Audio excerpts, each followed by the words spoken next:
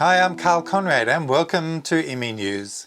A while back I talked about visa conditions that require 491 and 489 visa holders to physically live, work and study in specific regional areas.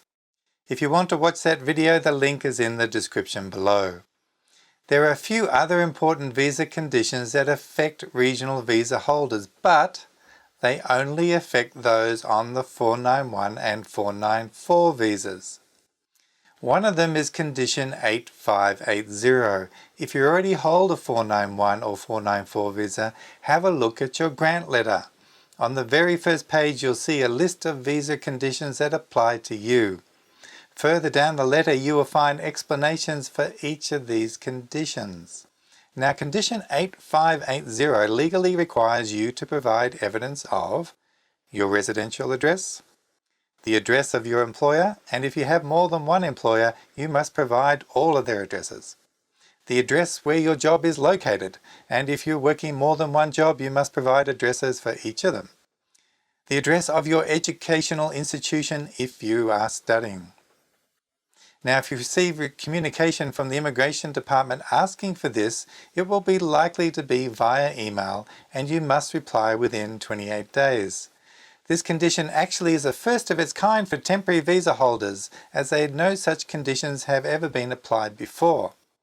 These visa conditions were introduced at the same time the 491 and 494 visas came out on the 16th of November last year. If the Immigration Department sends you a request for information and you don't respond within 28 days, you are considered not to have complied with your visa conditions and it will be considered a breach of your obligations.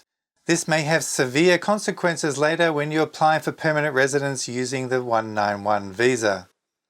As mentioned previously in another video, the 191 visa regulations allow case officers to refuse your application if there has not been a substantial compliance with your visa conditions.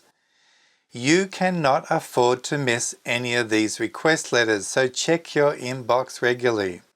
If you've applied for the visa yourself, make sure all your contact information is up to date in your IMI account.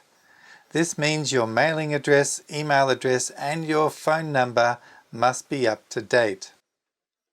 And that leads to the next new condition, condition 8578. This condition requires you to notify the Immigration Department within 14 days if there's any change to your residential address, email address, phone number, passport details, your employer's addresses, the address where your job is located. This is pretty strict and there's a lot of things in your life you have to keep the Immigration Department updated about. There is a section called Update Us in your IMI account, so it's pretty straightforward to give them the information the department is looking for. It almost seems like the purpose of condition 8580, where you must reply to requests for current information, is actually to check that you have complied with condition 8578, which requires you to notify the department if something has changed. Again, any breaches of condition 8578 where you don't notify the Immigration Department of changes within 14 days will give the Immigration Department grounds to refuse your 191 visa later on.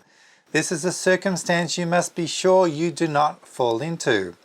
Remember, a breach of a visa condition is a breach and is not negotiable. I am concerned that many 491 and 494 visa holders may not read the conditions on their visa closely and spend years working towards permanent residency only to be refused later. As a temporary visa holder, there's also a chance that in extreme cases non-compliance of visa conditions can lead to the cancellation of your visa, and that is something you definitely want to avoid. We hope this video has been helpful to you.